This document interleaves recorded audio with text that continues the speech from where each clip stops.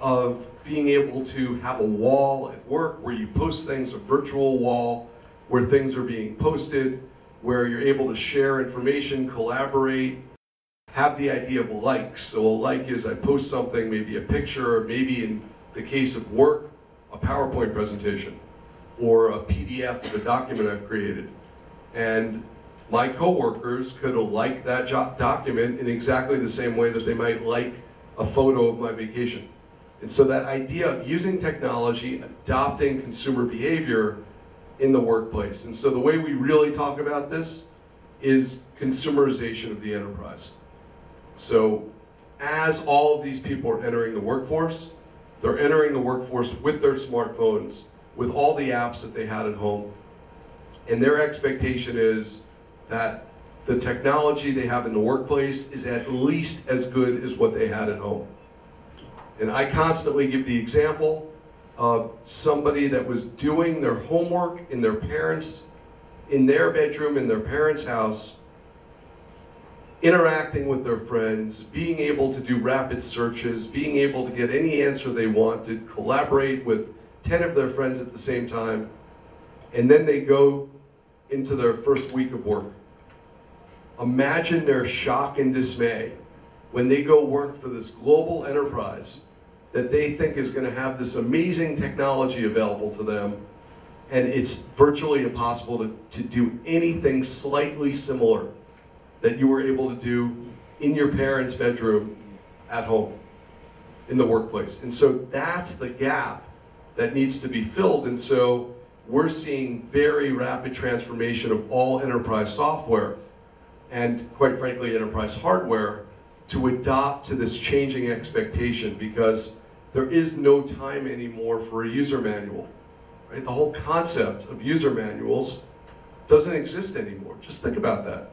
10 years ago, every piece of hardware or software that you acquired at work or that you used required probably a 500-page user manual that you had to look at. But because there is not a single user manual for any consumer application or mobile app on your phone, the expectation of people in work is that they don't have user manuals either. And so that's meant a massive rush, led initially by these cloud computing companies, including Cornerstone, to transform the user experience, because we call that person a consumer at home, and we call them an employee at work. But they're really the same person. And so the expectation that they now have coming into the workplace is that their software, their technology is going to work as easily as the technology they have at home. It's going to be at least as powerful, if not more powerful, and it's going to be as elegant and simple to use as those same tools. Prashant, you. So I had an observation to add to what Vivek already said, and a question for Adam. So my observation is that last year I was called by a tech seminar organizer and said that HR tech seminar, and said that we would want you to participate in a debate. I said, wonderful, I would do. And I said, but what's the topic?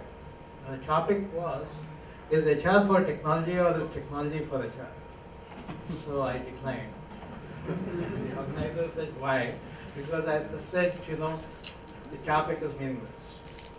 Because neither HR should be for technology nor technology for HR, both have to be for business. And if that is not so, what do I speak in the debate? So the next thing was that, okay, you participate in a panel discussion on challenges with HR technology. I said, okay, that makes sense. Some venting ground for me, I can use it effectively. And then, they said that the chairman of the panel discussion is going to be in touch with you and will discuss the possible questions. I said, fine. And here is the chairman of the panel discussion, who was from one of the technology firms. He said, no, we're going to talk about the challenges in implementation and the change management. I said, here, I would again want to decline. And then the organizer had to bet in and said, no, you speak whatever you want to, but please come over. and this discussion started with most of the guys on the dais being from some technology firm on challenges and change management and all that. I heard for 15 minutes and then I asked the audience, there were some 300 HR professionals, a lot of youngsters, how many of you use Facebook? 100%, LinkedIn 100%, YouTube 100%, Google Apps 70-80%. I said, who trained you? Who ran a change management program? Absolutely.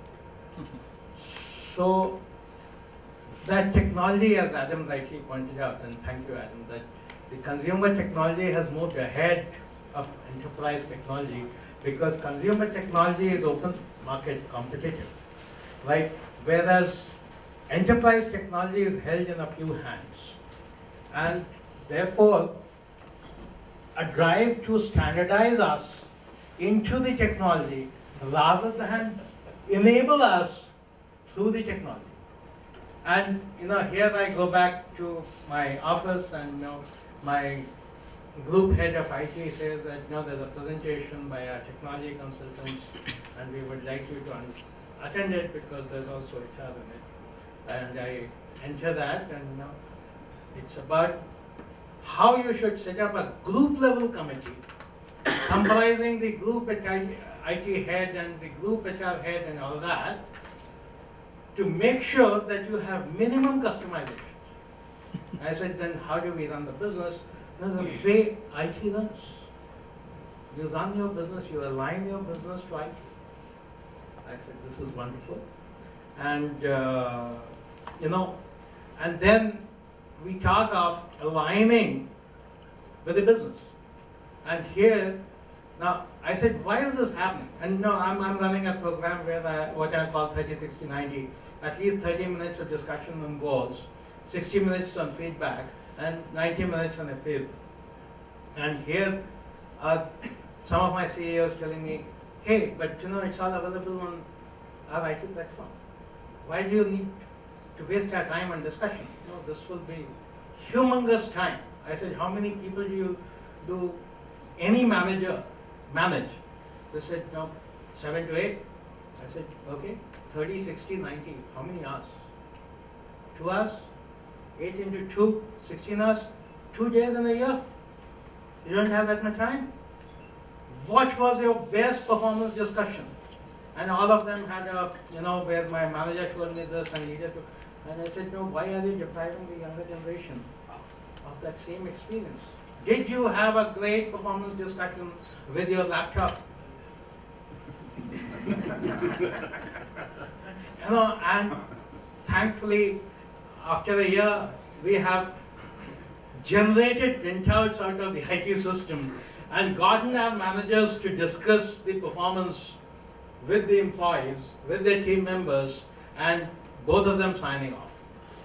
So it had, we were very good. As Indian companies, we were very good at these things, but we got straight-jacketed.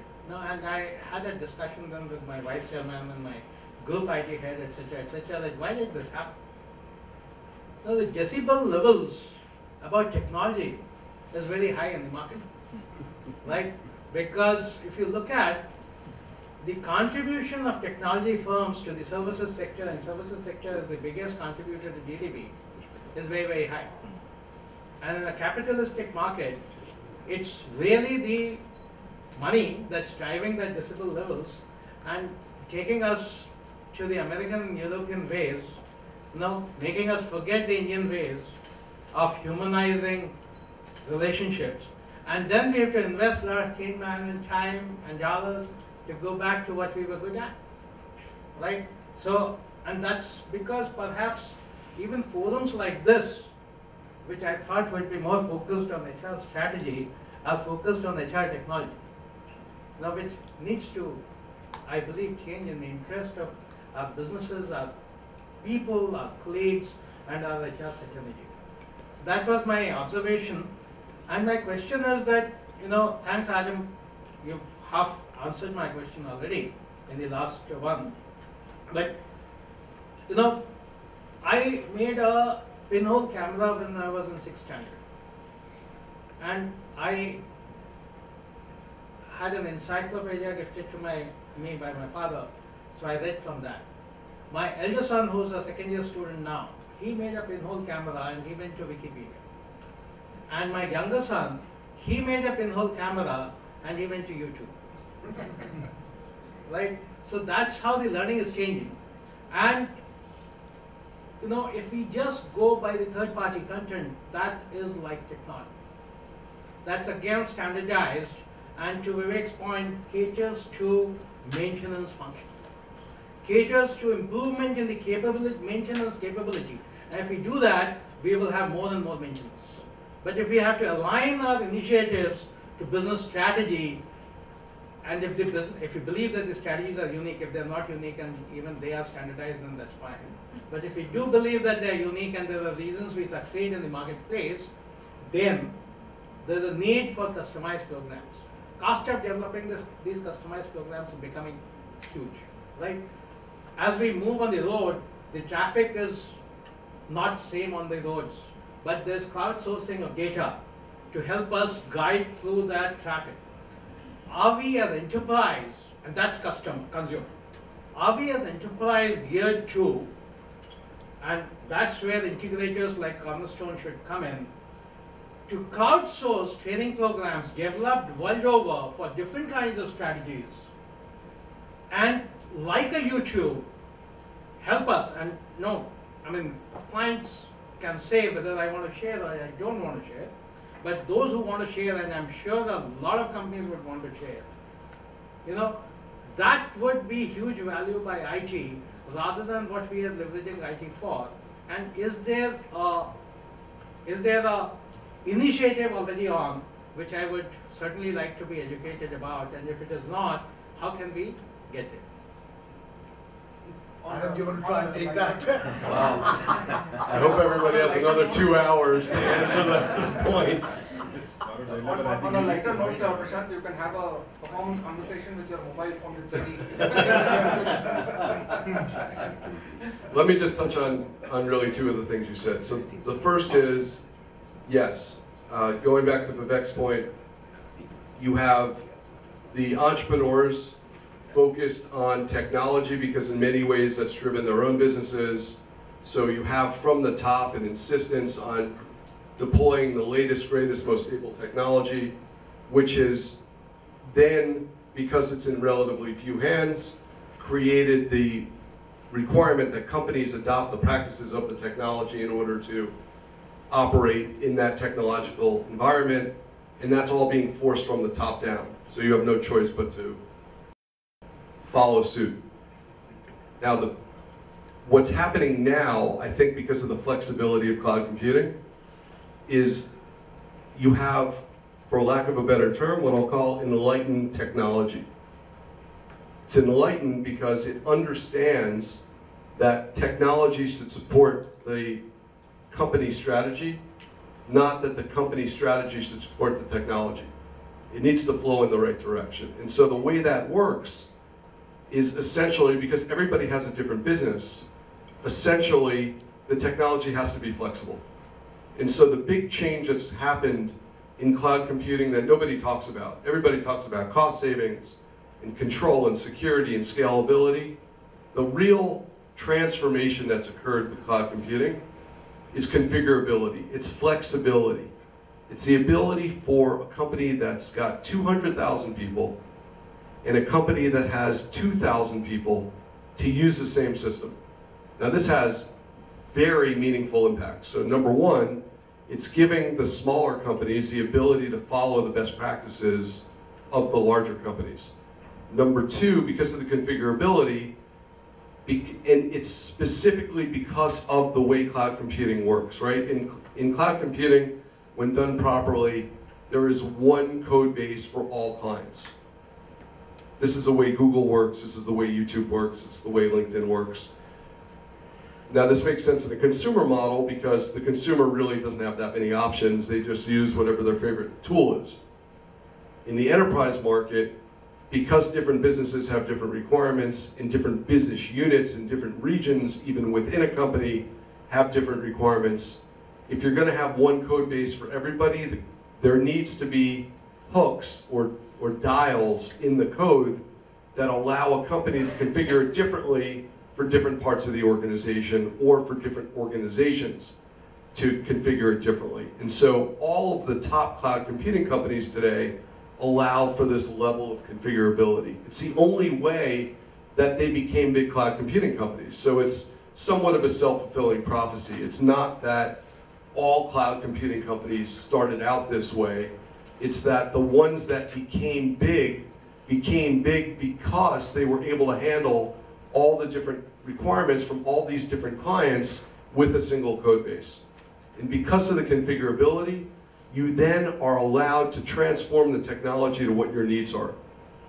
And because the enlightened technology companies understood this consumer trend, they have created beautiful looking applications even though they're enterprise applications. They don't work the way the screens work at the airport terminal.